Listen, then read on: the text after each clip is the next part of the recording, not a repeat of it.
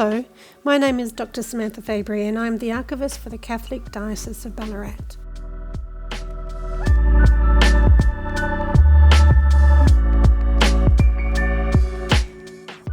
The archives were established with the formation of the diocese in 1874, and over time the archives have extended to include not only documentation pertaining to the diocese administration, but also other types of material culture which highlights the significance of the Catholic faith in this region. Today it is estimated that the collection holds over 100,000 items, which include not only the archives but also the library and rare book collection, vestments and religious clothing, portraits and ephemera, and much more. It also includes rare research material connected to the Eureka Stockade and to the early development of the city of Ballarat. Some of the significant objects within the archives include the Cloth of Gold collection, which was purchased in 1883 by Bishop O'Connor. It is the largest known gold thread vestment collection of this type in Australia. Others include architectural drawings and plans of various churches and school buildings within the diocese, personal clothing belonging to a number of bishops, including slippers, gloves and capes, silver and gold chalice and pattern sets, and other religious ephemera. Files and various parishes also exist within the diocese have been absorbed into the archive, which hold events and historical information, personal letters and correspondence, as well as recorded lectures and films of events. However, one of my most favourite items in the collection must be the travelling altar, which was used by Father O'Sullivan at Goodinich. This altar was used during World War I at Gallipoli and the Western Front, and is a highly significant object within our archives. It was estimated that on the Western Front that over 40,000 men were converted to Catholicism, so it's a very significant piece that we hold in the collection.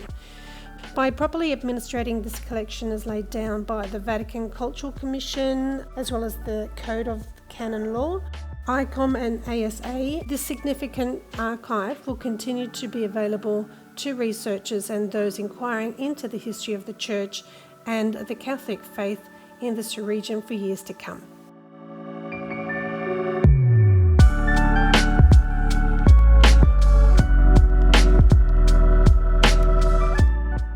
Welcome to the Bendigo Regional Archive Centre.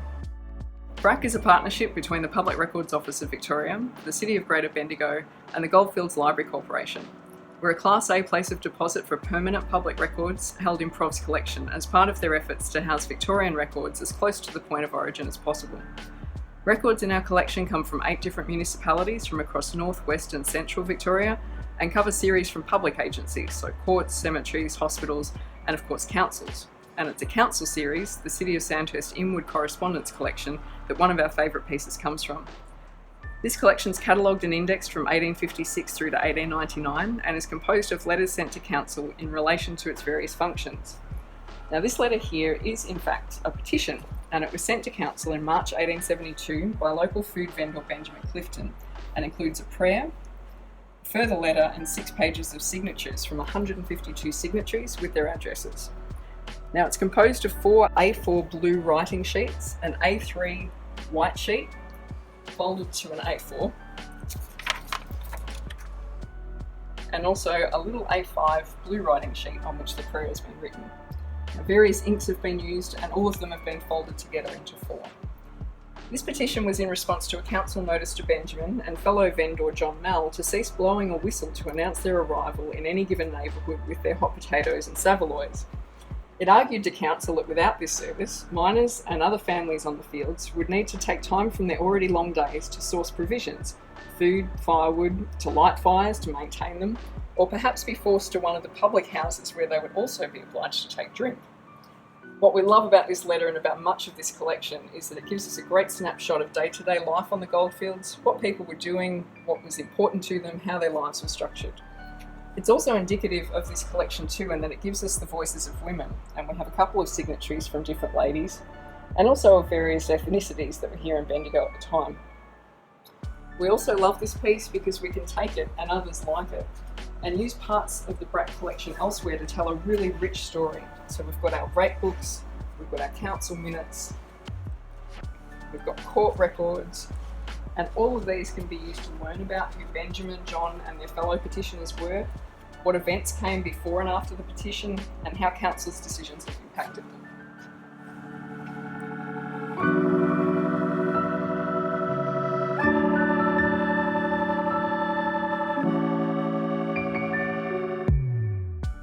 I'm the Collections Manager for the Royal Historical Society of Victoria, and the archive item that I've picked is the first meeting minutes of our council, which were established in 1909.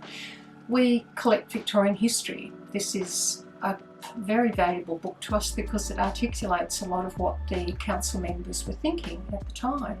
There's also the little bickering and the asides about who comes and who doesn't turn up, and so you get the human face of the council and the men as they gathered together to form this society, but you also get a lovely, well-written and easily read set of documents about their thinking as they move forward.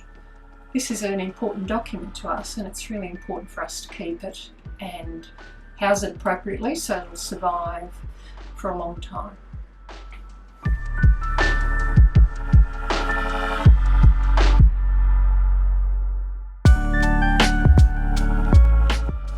I'm Claire, a librarian in the university by day and archivist with the Australian Queer Archives by night. I acknowledge the Wurundjeri people of the Kulin Nation as the traditional owners of the land on which I'm recording, and pay my respects to them and to all Aboriginal elders past and present, and recognise that their sovereignty was never ceded. The Australian Queer Archives collects, preserves and celebrates material from the lives and experiences of lesbian, gay, bisexual, transgender, diverse, intersex, queer, brother boy, sister girl, or LGBTIQ+ Australians. We were founded in 1978 as the Australian Gay Archives, changed to the Australian Lesbian and Gay Archives in the early 90s, and most recently changed to the Australian Queer Archives at the end of 2020 after much consultation. We're a volunteer-run, not-for-profit, community-based association, and we're physically based in Melbourne, Victoria, soon to be at the Victorian Pride Centre, and our collection can be found in a few different places online. The best place to go to find out more is our brand new website. The item I've selected to talk about from our collection today is the booklet Young, Gay and Proud, which was produced by a group from the Melbourne Gay Teachers and Students group, and it was designed to provide balanced and supportive information on homosexuality for young people at a time when it was greatly needed. It was very controversial at the time when it was introduced, and particularly in Victoria, there's been quite a lot that's been written about it, so you can check out these resources. So there was a ban in Victorian schools for a while, and the quality of the publication, and also perhaps the controversy that it sparked, that meant that the entire print run of 10,000 copies was quickly disseminated, and the work was picked up by activists overseas as well, with editions being published in the USA and Europe. The full text is available on the database Reason in Revolt, Source Documents of Australian Radicalism, which is an excellent digital archive project that you should check out. And it's part of their collection on gay and lesbian activism, which they managed to get support for collaborating with us through a Melbourne University engagement grant in 2017-2018.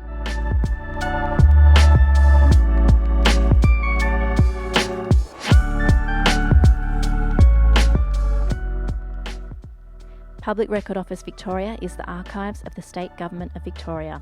We hold around 100 kilometres of records dating from the 1830s to the present day. In our Victorian Archive Centre repository, you can find some incredible records relating to Victoria's history. A staff favourite is the 1891 Women's Suffrage Petition, also known as the Monster Petition, for its impressive size.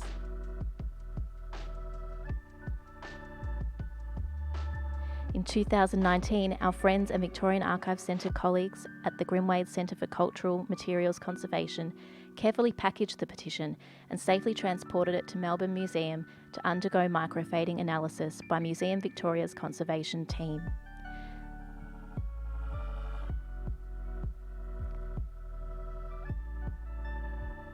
Samples of inks used on the petition were assessed for vulnerability to light fading. The results are being used to inform our collection management decisions regarding the petition into the future. A digitised copy of the full petition can be found online with a search tool to help Victorians find their ancestors' signatures among the 30,000 names. It's just one favourite record in a collection that includes shipping and immigration records, crime files, maps, plans, and so much more.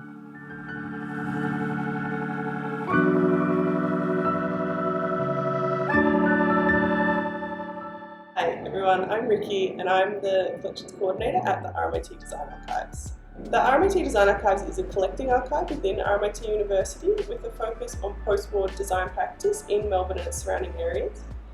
We collect across all of the design disciplines, and this includes architecture, automotive, fashion, graphic and communication design, industrial and product design, and textile design.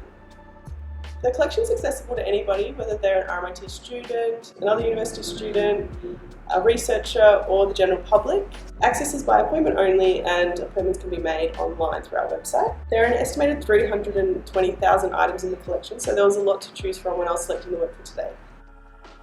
The item I've selected is a painted perspective of a building known as the Shine Dome, which is home to the Australian Academy of Science in Canberra.